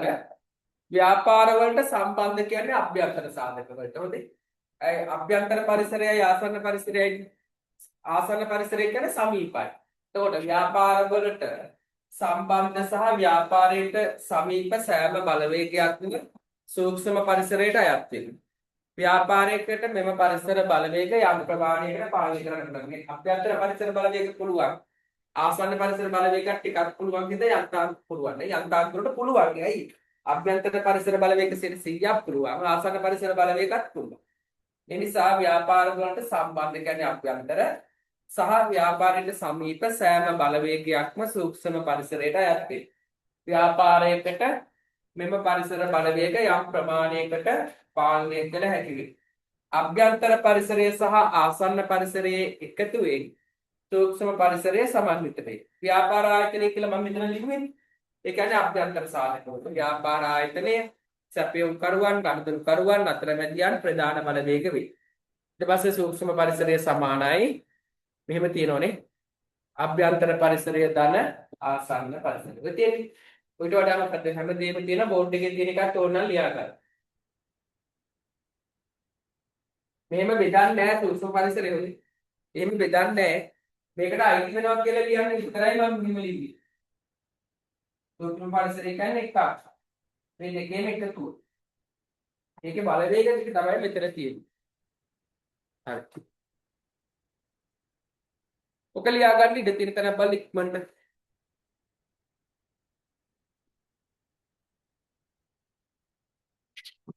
ටියුට් එකේ භාගයක් ඉවරයිද අද? කමක් නෑ හොඳයිනේ. ඔක කරලා ආයෙ එක ටියුට් එකක් කරාම ඉතින් එහෙම ඉවරයි. මුල ඉඳන් හිටපු ළමයිට ඉවරයි. සවාලෙත් කියන්නේ නිකන්. අනිත් එකේ වීඩියෝ ටික මම දැම්ම ඔක්කොම වගේ බලලා අනුපාඩු හදා ගන්න. නැති අය ඉල්ල ගන්න.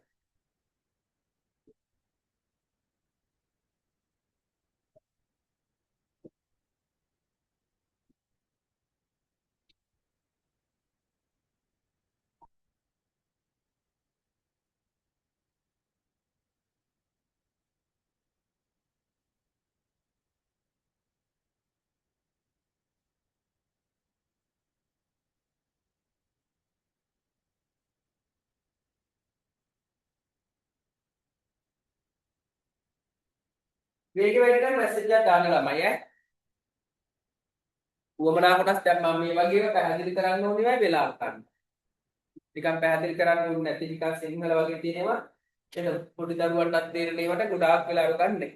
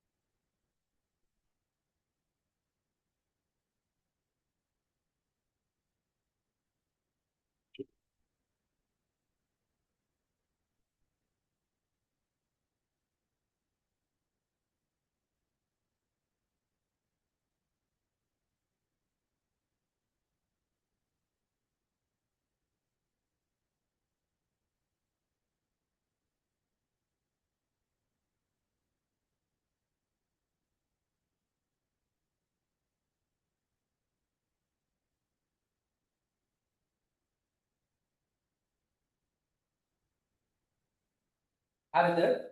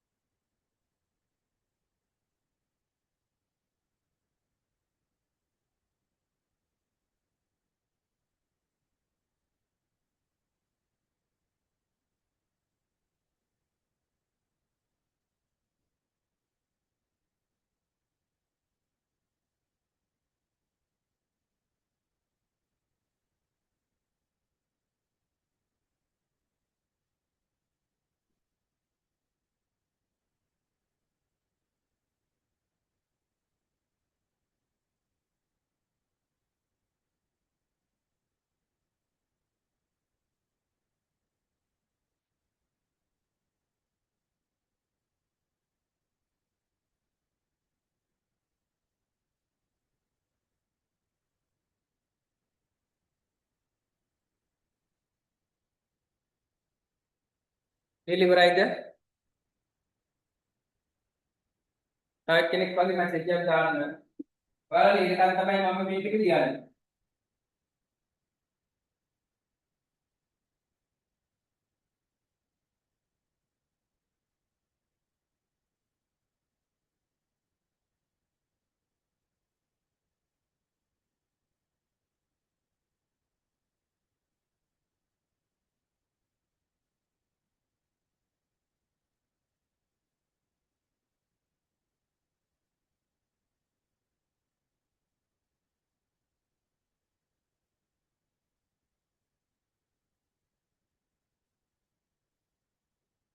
හරි. දැන් බෝඩ් එකේ තියෙන එක පේනවනේ. නේද? බෝඩ් එකේ මම මොකද ලියලා තියෙන්නේ ටිකක්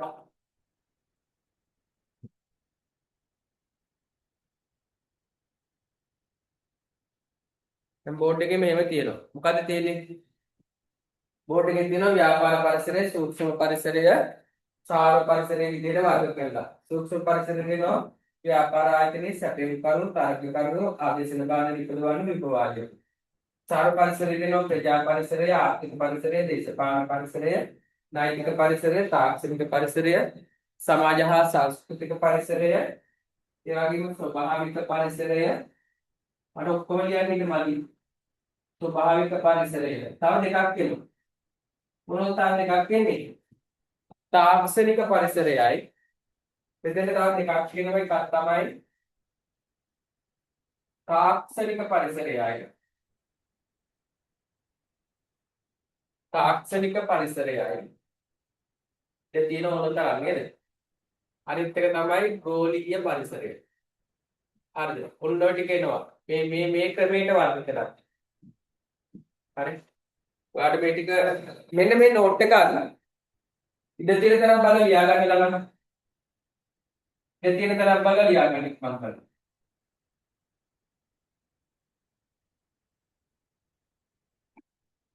හරි.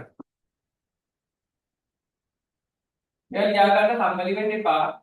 ඔයාලට දැන් මම උගන්වන වෙලාව මතක වුණාට ඔයා බලන්න හෙට හවස මතකයිද කියලා නෑ. නෝට් එකේ දුන්නොත් ආයෙ මතක් කරගන්න පුළුවන්. නිසා කරුණාකරලා කම්මැලි වෙන්න එපා. ලියා ගන්න.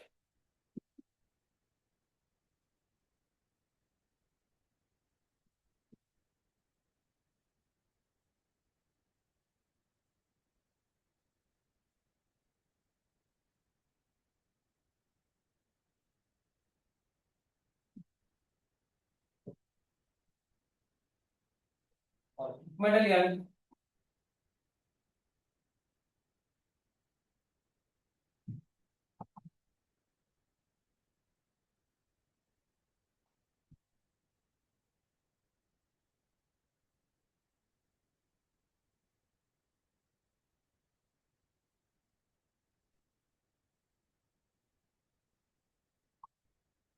කවුරු හරි ලොග් අවුට් වෙලා ආව මම එයා වෙනුවෙන් මේ කියන්නේ මේ බෝඩ් එකේ තියෙන එකත් ලියා ගන්න. මොකද අපිට දැන් මේක මම උගන්වන්නේ හින්දා මම දැන් ඔයත් එක්ක ඉන්න නිසා ඔයාලට මතකයි මම පැහැදිලි කර කර ඉන්න නිසා. හරි මේක හෙට හවස වෙද්දී අමතක වෙනවා මේක ලියා ගන්න නැත්තම්. නිසා ටියුට් එකේ ඉඳ තියෙන තැනක් බලලා ඔය ලස්සනට තියෙන්න ඕනේ නැහැ. ඔය කොහේ හරි කවන්නේ ඉඳ තියෙන තැනක මේකත් ලියා තියන්න මෙහෙමත් වර්ග කරන්න පුළුවන්. මේ මෙතන ඉඳ පදි නිසා තමයි මම මේ බිත් එකක් දෙන්නේ. මම කරන්නේ.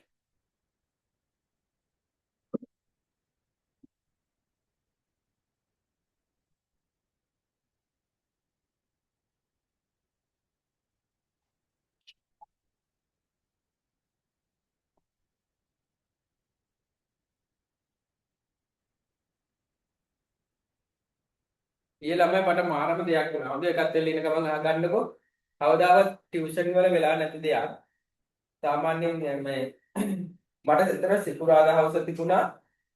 පැය 7 ඉඳලා පැය 3:00මාරක විතර පන්තියක් තිබුණා ඔන්ලයින් ක්ලාස් එකක් 2026 රිවිෂන්.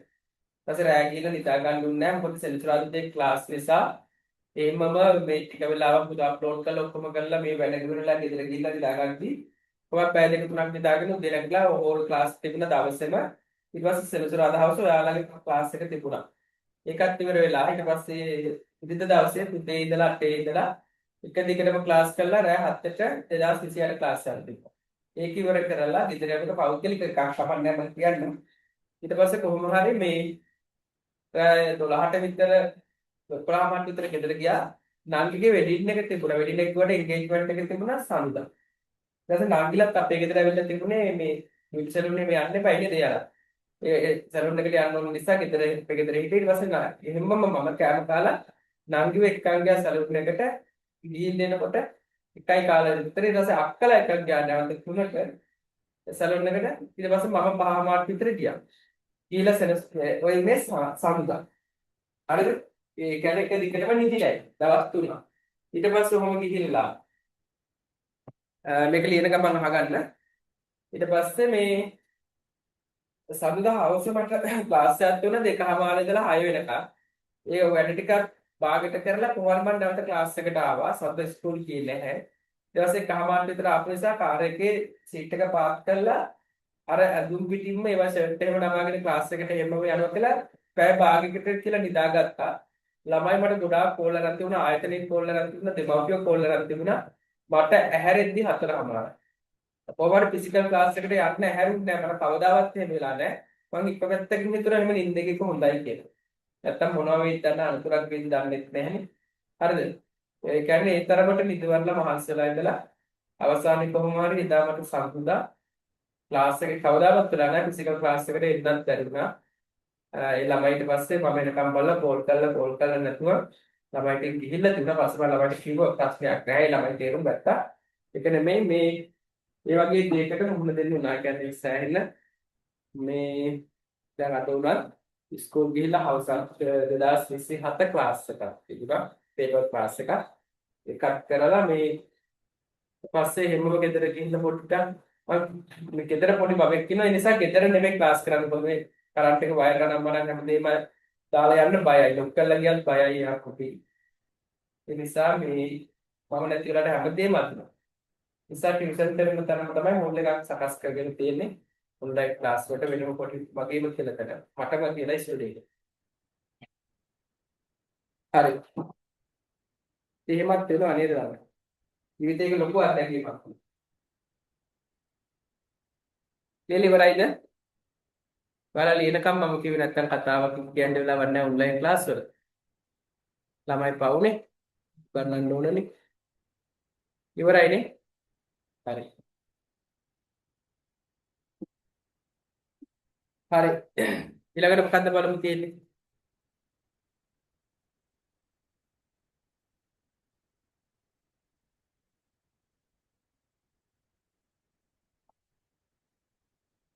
පොඩ්ඩක් ඉන්න පුතේ මේක.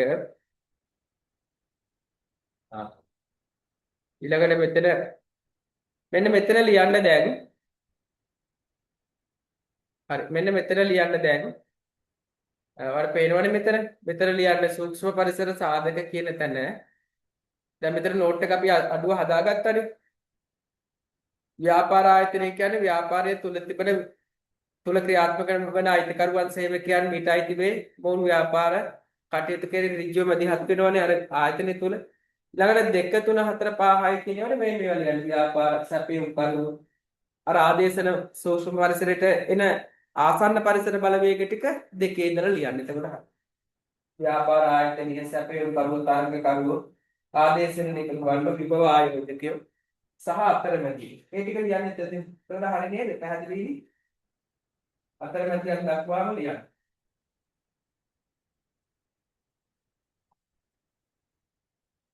බෝඩ් එක බලාගෙන ලියන්නකො. ව්‍යාපාර ආයතනයේ තියෙන හොඳේ. මෙතන අතරමැදියොත් පේනව නේද? අතරමැදියන් දක්වාම ලියන්න. එතකොට හරි. ව්‍යාපාර ආයතනයේ සැපයුම් කරුවා, තරඟ කරුවා, ආදේශන භාග නිකුරවන්න විභව ආයෝජක අතරමැදිය. ව්‍යාපාර ආයතනයේ සූක්ෂම පරිසර බලවේග ටික ලියා ගත්තාම හරි.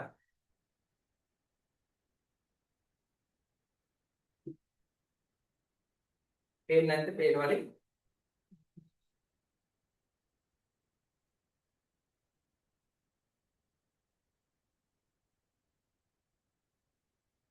උදාස් වෙනිදා දවසේ උදේ 8ට පටන් ගන්නත් එක්ක පහවදා හවස එකමාරට නිදා ගන්නකම්ම මම පොඩ්ඩක්වත් නිදිලා. ඒක කලින් දවසේ සෙනසුරාදා දවසෙත් ඔයාලා එපන්තු. මේම වෙලා පුරාදා තියෙනවා. ඒකෙන් තමයි අර එන දෙයක් වෙන්නේ. චුට්ටක්වත් මේක ගන්න වෙඩින් එකට ගිහිල්ලත් එහෙම නිකන් ඉන්න බෑනේ. මගේම නංගි.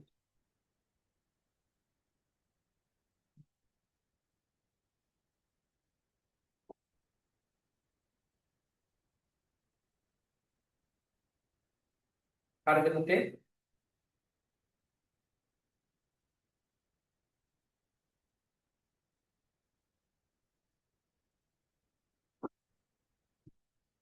හරි. තව කවුරු හරි ලියනවද?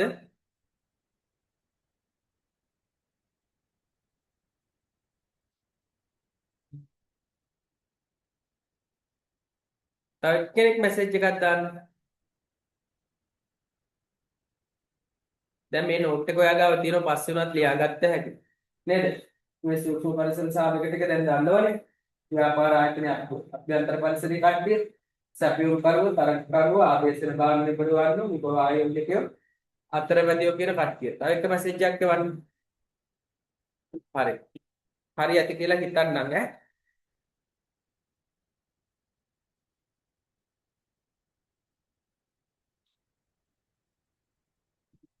හරි. ඊට පස්සේ සාර පරිසරය ගැන තියෙන්නේ නේ. සාර පරිසර බලවේග. ඊට පස්සේ ඒ අය ගැන කතා කරන්න. හරි පුතේ දැන් ගොඩාක් දුරට ඉවරයිනේ නේද? දැන් අපි සෑහෙන ප්‍රමාණයක් අද වැඩි කතා කරන්න ඉන්නේ නැති වුණාට ටියුට් එක සෑහෙන දුරට පළවෙනි දවසේ කරා වගේ දෙතුනියකටත් වඩා කරන්න නැති ටියුට් එක පැත්තෙන් ගොඩාක් දේවල් කතා කරලා ඉවර කරගත්තා. අපි ඉතුරු ටික සාර පරිසරය ගැන තියෙන්නේ ඒක අපි ඊළඟ කතා කරමු. මොකද දැන් කතා කරලා වැඩක් නෑ. මොකද අපිට ලබන සතියේ සාර පරිසරයෙන් මුලින්ම කතා කරන්න තියෙන එක පැත්තකින් හොඳයි. ඒතකොට මේ පැත්ත කතා කරලා ඉවර කරාම නිබන්ධනය ඉවරයි. හරිද? එහෙනම් අද දවසට අපි මෙහෙම ක්ලාස් එක නතර කරන්න. හරිද?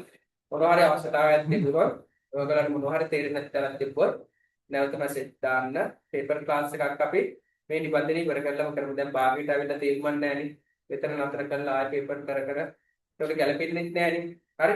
හැබැයි මම මෙහෙම දෙයක් ඔයාලට කියනවා ව්‍යාපාර සංවිධාන වලට මම වෙලෙම පේපර් පොතක් දෙන්නේ නැහැ. එහෙම දෙන්නේ නැති වෙන්නේ ව්‍යාපාර සංවිධාන වලට ටියුට් 3ක් කරන්න ඕනි.